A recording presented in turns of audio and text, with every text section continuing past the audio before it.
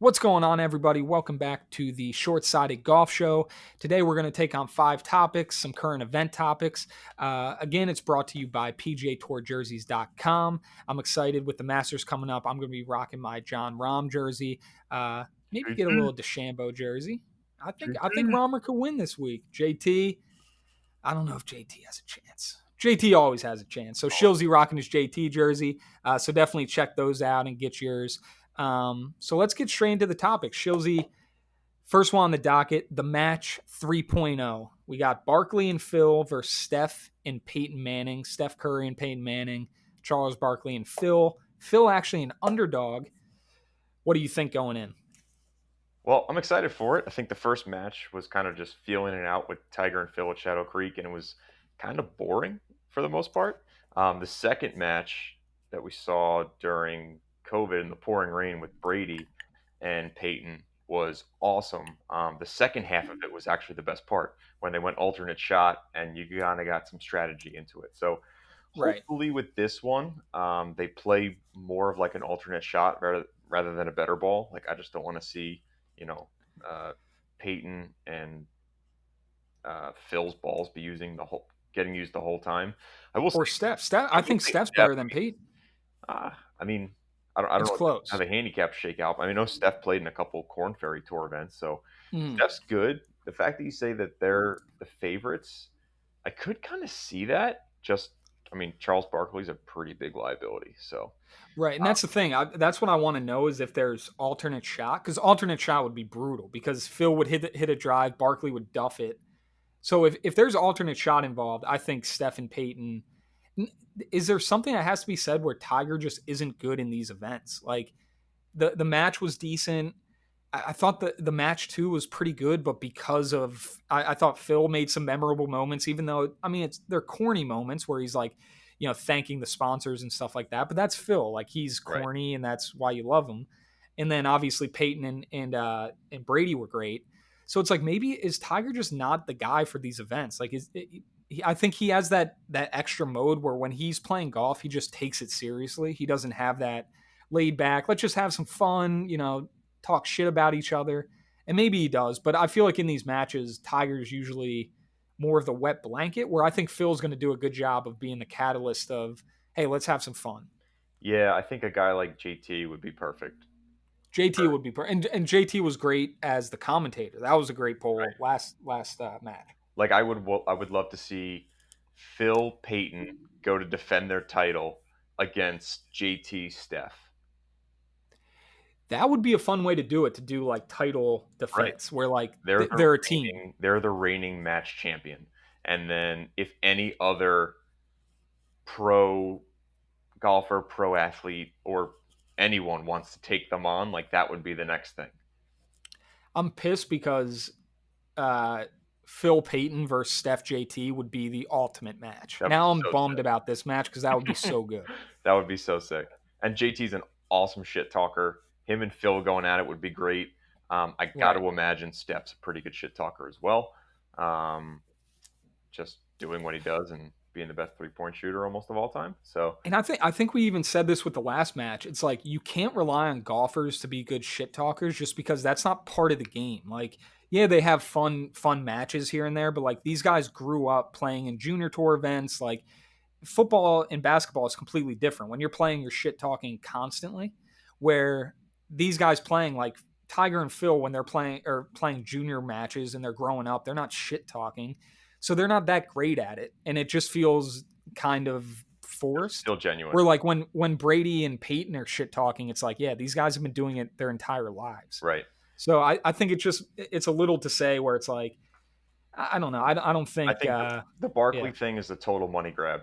Like my mom knows that Charles Barkley's terrible at golf. Everyone's seen the swing, whatever, and it's just like, cool, Charles, you get out there and embarrass yourself for 3 hours, and people will make millions and millions of dollars off of it. Mhm. But I would rather have like, every 3 holes, Charles Barkley is just in a cart somewhere, and you have to use a Charles Barkley celebrity shot. Like you Oh, have that's you have genius. to you have to use it, right? That's what you Yeah. want him there for. But Right. the other team gets to call him in. Right. So like if it Oh, was, so the other team yeah, gets to choose when you use a Barkley celeb shot. yep. So like if they're down two on 8T, they're like, cool, Barkley, you're hitting this tee shot for the other team, and then like they may be 450 yards out still on a 474-yard par four. That's genius. Like if you had Phil Peyton versus Steph JT, which if Steph is that good where like Steph would beat Peyton and then obviously JT would dominate Phil, Right. that could be the only problem is like they would smoke him. But I'm But I'm interested how they're going to do this because I think Steph and Peyton, if they're hitting fairways and stuff like that, like Phil can be as good as he wants. Barkley's still going to put him in some shit, like right. especially if they're playing alternate And shot. that's the thing. While JT's better than Phil, on the courses they've played, they're pretty wide open. Like Medalist, Hmm. you could spray the ball everywhere. So like that's Phil's biggest deficit is spraying the ball. So I mean, and it's also not tour conditions, so it's not something that like he's just going to get dominated by a golf course in a you know Right. They not probably put getting the giggled. pins in. Right, They right. probably put the They're not pins in easy tucking shit. It's positions not and rolling 14. But like if it was Phil Payton versus JT Steph, and you got to choose, let's do it twice a, I guess nine. twice a nine. You had to call in a Barkley shot I for the feel other bad for team. Barkley at that point. He's just used as like, yeah, Barkley, come in here and hit an awful shot for us. It'd be so sick. I like that. I think that match would be. I mean, this match is going to be great. I think they're doing a great job. I think Barkley's going to be hilarious. Steph and Peyton are going to be great. Peyton's always going to be great, and Phil's going to be the Phil that you want, the corny ass Phil who, he's hilarious. Right. Um, On to the next. So there was an undercover caddy article. We don't know who this caddy was. Um, May have been. I was going to say Ted Scott, but I think Ted Scott's a nice guy. I think just Bubba rips him. So I don't think I'm trying to think of like asshole caddies. Um, so it came out that golfers do not like having fans. That not having fans on the golf course was the best thing ever because A, they hate pro-ams. B, a lot of the golfers aren't playing with a lot of fans. So like when you talk about the nerves and all that kind of stuff and loving the cheering going on, 50% or probably 20% of the field aren't dealing with that. It's just the big names. So what do you think? Do you think you love these golfers coming out saying they don't like having fans? Do you think it's going to have any repercussions, or does it just kind of make total sense? That's kind of where I fall on it. I think that at the end of the day, I think it depends on the golfer. Like some of the guys that are just dicks. Like I don't think Grayson Murray likes having fans because he just gets heckled all the time because he's a jerk on Twitter, right? But Right. like Rory said for the last 4 months, like he misses fans. He misses like the buzz, the drama. It gets him locked in. I would say the same for a lot of the top guys. JT, Rom, DJ doesn't even know that he's on planet Earth. That there are not fans. It's just like oh whatever. But I would say a lot of the top tour guys probably really do enjoy it, and for the lesser guys, and by lesser, I would say probably like, let's go 50 to 100 in the world, that, if any one of the top 25 guys are playing on a normal tour event, like they're not having a pretty large group. And if they make a run, take a guy like Mark Hubbard, right? Most Yeah. people don't really know who Mark Hubbard is, but he's a really good player. And he's been in final groups, second to last groups, third to last groups in the COVID season. And every time he's gotten there, like he's played pretty well. If he was in that position a year ago with 50,000 people following his group while he's paired with Bryson in Detroit, he's probably crumbling. I Right. mean, not to take away from his golf, but that's probably what's happening. So So you think it benefits the worst player or like the I don't want to say worst player, but the like the novice player where like guys like I 100%. mean I think it actually is a detriment to Tiger because you've heard players say like when I play with Tiger it's harder to play with him because of the Tiger effect. Right. So I think he might be the only guy, but I think the other guys probably love having fans because yeah you're cheering on Rory, all these guys, it's creating a buzz, or at least it's kind of staying the same or getting easier where then you're a Mark Hubbard in the last group and it's like oh it's like I'm playing on at a Corn Ferry Tour event. It's like I'm playing in a Monday qualifier. Exactly. Like I can do this. Think back to like Morikawa at Harding Park. They said it was a home game the whole time. He's a California guy. Like you got to imagine he's playing a major, his first major as a tour pro in his home state, very close to where he grew up, and in a normal year, he's probably got 150 family and friends watching him, calling him all night, going out to dinners, doing all that stuff, and that puts a lot of pressure on someone. Like think of Yeah. any tournament, like go to the Irish Open, the years Rory's hosted or Graham McDowell's hosted.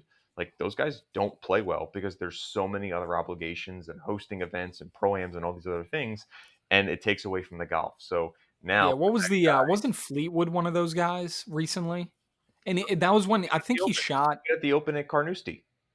Yeah, was it Carnoustie? I thought it was another one. It was um But I remember everyone was loving it. I actually think he might have shot like 63 on Saturday or something. He went like low one of the days, but he was kind of out of it it to was the begin with. Kuchar, But Spieth year.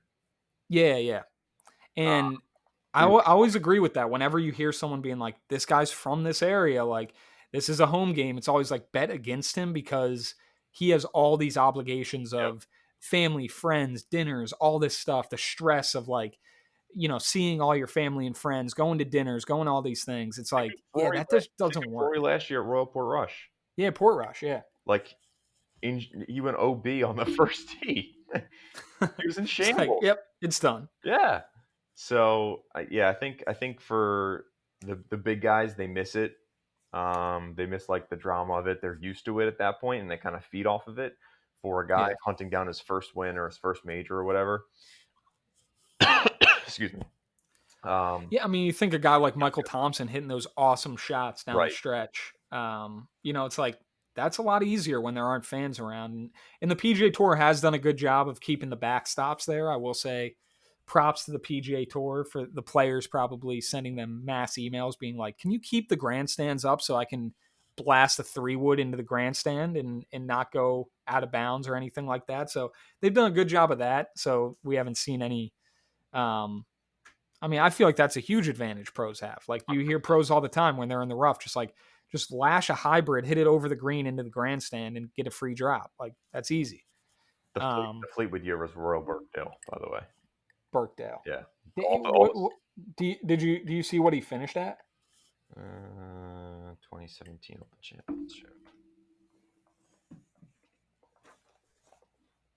Yeah, the whole story that whole week was he walks his dog around the course growing up, yada yada yada. Yeah, Fleetwood. Everyone, and he was like everyone's sweetheart at that point. Just like this year, where like everyone was like, he's gonna win one. He's gonna win one. He was like Lee Westwood when he was at that point, where it's like, it's not if, it's when. And then he was going there, and it's just like, all right, this is perfect. Like he has to win this week, and it's like, nope. Fleetwood in the 2017 Open Championship, as Golf Channel leaderboards load up, was. I think he shot one good round. If I had my say, I think he struggled bad one good day. Let's see. Fleetwood.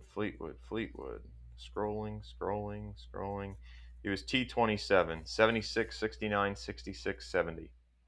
I was wrong. 1 over for the event. He finished 13 shots behind Spieth. Was that the no Shane Lowry year? He was second, so that's not the Lowry year. That's not what I'm thinking about. But yeah, I overall I think golfers not having fans. Honestly, I think it's a detriment to the good players. I think I'm surprised that we have seen some lower level players win, but for the most part, it's been Morikawa and JT battling out. We've had some. We had Bryson. Michael Thompson was probably the one guy who was kind of out of nowhere, but for the most part, I don't think it's affected much. The Herminator, Jim Herman. Oh yeah, Herman. Jim Herman. Oh, that's huge. Party Marty Laird. Yeah, that guy would have. Stewart Cink. Yeah, you're making points. That's Sergio. I think. Yeah, Sergio. That's a weird one. That was a weird one from the other week. Moving on to DJ withdrawn from the Zozo. He's back off COVID, so A Scout withdrew as well, but DJ withdrawn from the Zozo. He's clear of COVID. He says he's feeling a little down, but I mean, DJ off coke is feeling that way anyway. So, I mean, do you think it's a smart decision to kind of save up and just be like, look, I'm just trying to get to the Masters so I can fall down a set of stairs on Wednesday, or do you think it's just like, hey, you need to get some reps in? Do you think? I mean, are reps even a question for a guy like DJ? I think it's a smart play. I think you know he could easily go and play this event. I'm sure he's played Sherwood 100 times. Wayne Gretzky's a member there, his father-in-law. Yeah.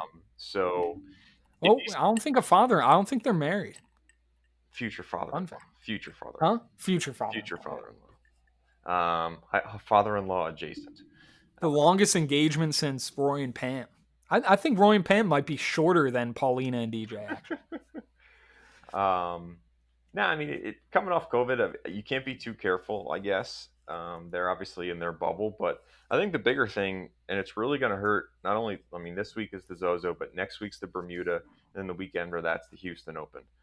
I don't think anyone's playing those events like seriously that's in the Masters. Like, why would right, you risk contracting COVID in the Bahamas and Texas to put right. an Jim Herman opportunity? coughs on your coin when he's moving his Yeah, like, mark, and it's like, fuck, I got COVID before the Masters because right, of and this then you have to fucking sit out shit. the Masters. Yeah, So I think you're going to see a lot of guys that have already qualified for the Masters, the top 50 in the worlds for those two events, kind of take a step back after this week. So for DJ, Hmm. I think in his mind, it's like, do I get some reps in here and get some cash, which I don't need, or don't I? And probably for him, it's smarter not to. Right. At this point, where when you're DJ, you're not thinking about cash, you're thinking about majors. So it's like I'm just trying to stay healthy to Augusta. And what sucks about COVID is it's like you are probably like last week he could have probably played. He was probably for the most part asymptomatic, just like a lot of these athletes have been. But it's just like, yeah, you pull up a COVID test. It's like, all right, yeah, you're out. And Yep. it's like, but I can play. I don't feel that bad. So it's like, yeah, I would rather just sit out at the Houston Open. Just like, it's not like he's not going to his home club and playing and practicing. So, Right. um, yeah, I think I think it's a smart decision, especially since he said he's feeling down. He's not feeling.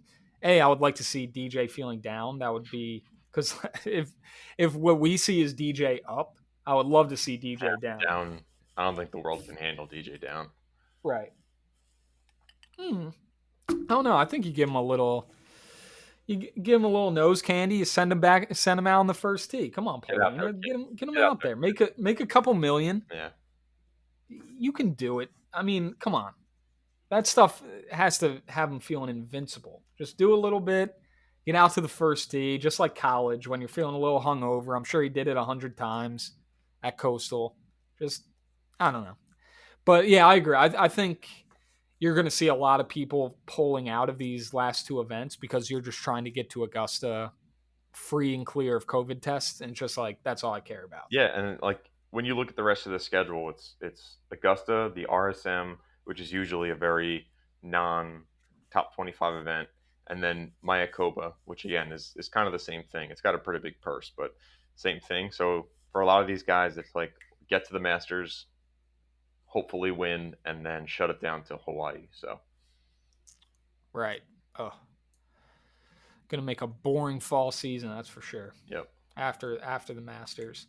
Um, Speaking of players, I guess opting out, trying to have a good switch over here. A lot of these good players, Phil, Ernie, VJ's already been doing it, going to the Champions Tour and dominating over going to the PGA Tour and just doing decent. Like obviously, I think VJ could play on the PGA Tour and do okay. He would probably make some cuts. He'd be all right. Yeah, I don't think he's winning at all, but he'd be there. Do you think this is a smart choice for these guys to do? Like just to like Phil going out and just being the best Champions Tour player of all time, of opposed to being a decent PGA Tour player and just playing Champions Tour and majors. That's what you do. I think at the I end don't of hate the it. day, I think at the end of the day, these guys are just super competitive, and I think Phil even said the other day, or when the Shadow Creek, when he played the Champions Tour of the Week, Shadow Creek, it was like, yeah, I could go play Shadow Creek or the Champions Tour. I think it's like quip was I won more. I can't win any more money than I did last time at Shadow Creek, so why would I play it? Was his joke. Uh, but I think Solly had Jim Furyk on the Ling Up podcast a couple weeks ago, and Jim was even like, "Listen, if I have a chance to win and it's a course that I think I can win at on the PGA Tour, I'm playing. Like I want to Hmm. play on that tour." Right. For a lot of guys, it may come down to like the stage of life that they're in as well and health because Champions Tour is only 3 days, right? It's Friday, Saturday, Sunday. They're Right. shorter courses, but like it's like an old man's Corn Ferry Tour. Like when you watch the leaderboards, they're 17, 18, 19 under. They're firing at pins, stuff like that. And Yep. I know Monty's notorious. He drives everywhere. He like has a drives to each event, and he just does like a tour of the United States. He's like notorious for loving national parks. So like if you're and the schedule's so much easier. So like if you're at a point in your life where you're like, listen, I still want to practice, I still want to compete, but like I don't want to take 7 days of the entire week. Like get in Monday, practice, pro am Tuesday, pro am Wednesday, and a practice round, Thursday, Friday, Saturday, Sunday, and then fly to the next destination. That's great if you're 20, 30, and 40. But once you get to a certain place in your career, like, why do it? Right. I agree with Monty. Actually, I always hated Monty. I thought he was like bad for golf. Like when I was growing up and I was like 15, 16, I'm like, this guy loafing around, like whatever. And now he's like you said, he's traveling the US, stopping at state parks. He has a whiskey company. Like this guy turned out to be like the GOAT. Yeah, I love he's Monty. sick. Maybe that just shows I'm getting old. You are. But he's like who I desire to be. But I don't know. I think Phil still has a chance to win maybe here and there. I think if you're Ernie, that was one of the examples that the article had. It's like Ernie's not going to win a PJ Tour event Right. ever. So it's like maybe go to the and even VJ like VJ was getting to that point where it's like I think he contended at the Honda like many Last moons last se- ago. last season, he had like 3 events in a row in Florida where he was up there, and then he fell off the face of the earth. Right. So it's like I don't know if he could ever win again. Phil feels a little different. Like he got in shape. He has a little bit of a resurgence. He's drinking wellness coffee. He's hitting bombs. Um, but Ernie and VJ, it feels to me it's like, hey, Ernie's definitely play the Champions Tour. Like just make your money. Have your, he has like a successful charity. He's making money. Go win, be the Big Easy. I think he should definitely play. I think Phil should still stick around the PGA Tour a little bit, and I think what he's doing, just pick and choose fun ass events on the Champions Tour and go win them by 10 shots, and then just be like, all right, I'm back on the PGA Tour. Like that was fun, sweet. Yeah, I mean, if you have the exemptions, past champions exemption, majors exemption, like who cares? Who Hmm. cares? Like, why would a guy like Jim Furyk? We'll use him again. Like, why would Jim Furyk show up to, I don't know, I'm trying to not use a major, but like, why would Jim Furyk show up to any place but a place like Colonial or the Travelers or Heritage? Like those are tailor Right. made for his games. That's where like it takes the driver out of a lot of guys' hands, and it's winnable for guys like Ches Reavie, which at the end of the day is a similar game to Furyk. So Yep. like those events, cherry pick them. If you can make a run, great. If not, you have the Champions Tour to fall back on. Right. Furyk is I will say, if anyone bets matchups, he is a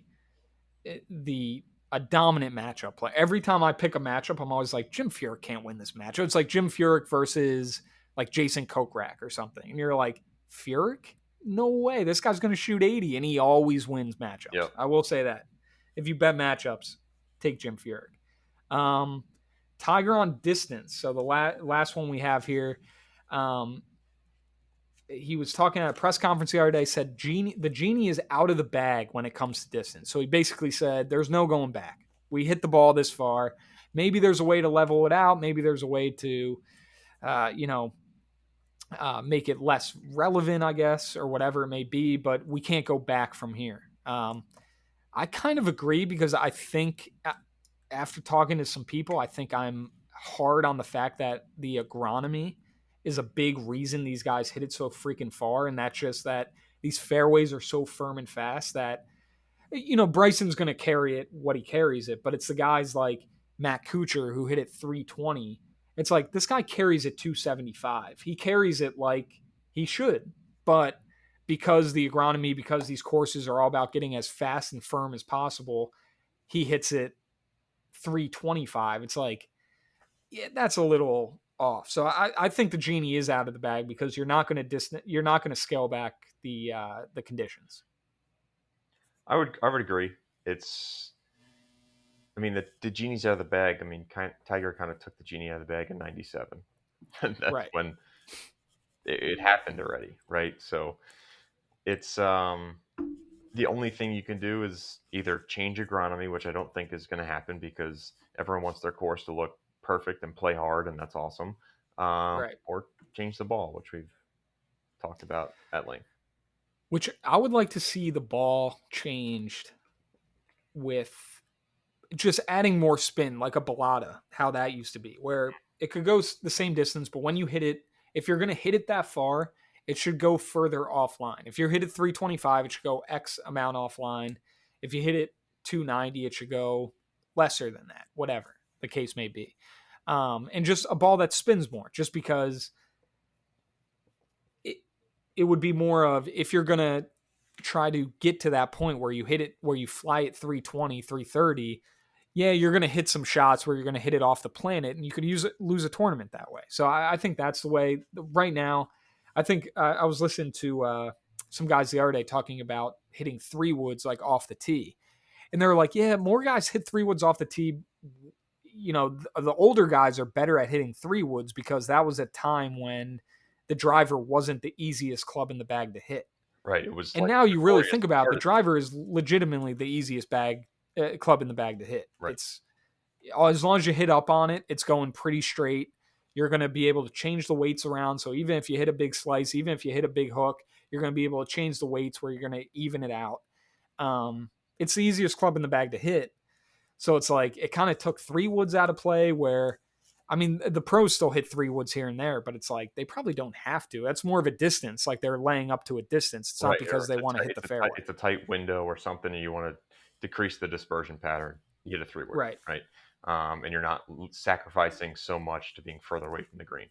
I think the one thing on the agronomy point, though, is like if you were to try and standardize that and change it, like there's just so many variables from water to drainage to grass types to all these different things that like how could you possibly get everyone on the same page? Right. Like And right now I feel like with the state of like the environment talk, it's like people are going away from water on the golf course. So if you're going to be like, yeah, let's water the golf course more, people are going to be like, no, like we're trying to water it less and like trying to like be sustainable and all that kind of stuff. So everyone's trying to brown out and all that kind of stuff, which looks great and it's great for us playing the course, but I don't know. I don't think you can get more. Uh, you can have like let's make the greens slow. I guess the greens aren't what you're worried about. Like let's make the fairways right. a little hairier. It's like I don't know. But you don't want that. Like that's Yeah, the you thing. don't want that. And then all right, so we're gonna even to play devil's advocate, cool, you're gonna overwater them. Now you just have plug balls and mud balls everywhere. Like that's not the solution. Right. And now you're gonna have people bitching and yeah, balls plugging, all that kind of stuff. I mean, so I think the cat's out of the bag just because I think just how I don't know how the evolution goes. It's like, yeah, we're going to keep getting new equipment. We're going to keep cutting the grass shorter and shorter. I think the grass is probably, I don't think you can go further than it is now because I think you just kill it. So Right. like, I think now it's at its point where, okay, the agronomy, the grass and all that kind of stuff, that's at its limit. I think the driver is pretty much at its limit. You like even Bryson's going longer. I guess that's what you could do. We'll see what that apparently hits dead straight and it's perfect now. Whatever. Of course he does. But but it's like I guess you could go longer, but like I think what caused the distance is like now people have TrackMan where you can get your perfect specs. You can try hundreds, if not thousands, of different shafts and find the perfect one for you where you don't have any spin. So it's like it makes sense that, but I think it will come to a head. I mean, at a certain Maybe point, with Bryson going longer. It's coming to an end soon. yeah, at a certain point, like there's a maximum length for driver shafts. So Right. like at a certain point, you can only get so big and so strong and so fast at swinging the club that there's there's there's only so much innovation you can do with what you have unless you're tweaking clubs. Right. So I don't think you can get much longer. That's why Bryson's going to a longer shaft. It's like that's the only way you can get longer. You can optimize everything else. All the guys are doing it. I don't know. I think now we're at a head where it's just like, okay, Bryson's going to be, and like I think we covered on the U.S. Open pod, where it's like, I don't even think Bryson was even the longest in the U.S. Open. Matthew Wolff was hitting it by him Yeah, on some point. So it's like everyone's pointing out to Bryson because he's drinking protein shakes and he's 265 pounds, but like these other guys are hitting it past him. yeah, So I don't know. I will say that I think the genie is out of the bag. I don't think you can bring it back because like Tiger was even talking about, like then you're talking about bifurcation, and I don't agree with that because that's then you're talking about like amateur and pro, and it's like everyone like you're gonna play in a local, uh, you're gonna play in a country club match, and one guy's gonna be going by USGA rules, and then you're gonna be going by the club rules or whatever, and it's like.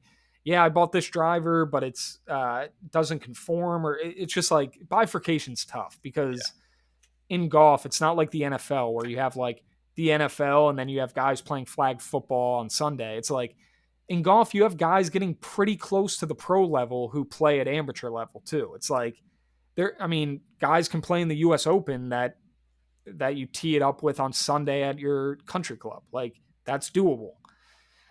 So it's like golf, it hits a little closer to home where I don't think bifurcation will really work that much, or you can't change balls because yeah, the dude at your local country club who's qualifying for the U.S. Open, he's not going to be playing with shitty balls, but he's going to have to in the member guest because it's going to be different rules. Like that just doesn't make much sense to me. yeah. I'll end it on this. The only person that's, or the only entity that's ever going to get anything changed is Augusta. If Augusta comes out and says, "Hey, next year we're changing X, Y, and Z. If you want to play, you have to change." Then that'll move something forward. But like nothing else is going to change it. Right. And Bryson might literally break Augusta in 3 weeks. Yeah, he could put. He might break it. He could be the He, final nail. if he's like hitting balls into 14 fairway off 13 tee, if he's has 63 yards into 11, if he's hitting lob wedge into 12, like that might be the final straw of like, okay, we need to change this ball because we're not getting shown up like Augusta. Like, imagine if he goes out and wins that like 26 under, and you're just like, whoa, okay, like he just dominated it. Like they're gonna have to do something. And I agree with you. Titleist. Augusta's going to be the one that does it and goes like, all right, yeah, this isn't. We're not fucking around with this. It could be Titleist, but let's. It could be Titleist. All right, that's it. All right, Shildy. I think that's it. I think we covered these topics pretty well. Let's see. We got the match, undercover caddy, DJ withdrawing.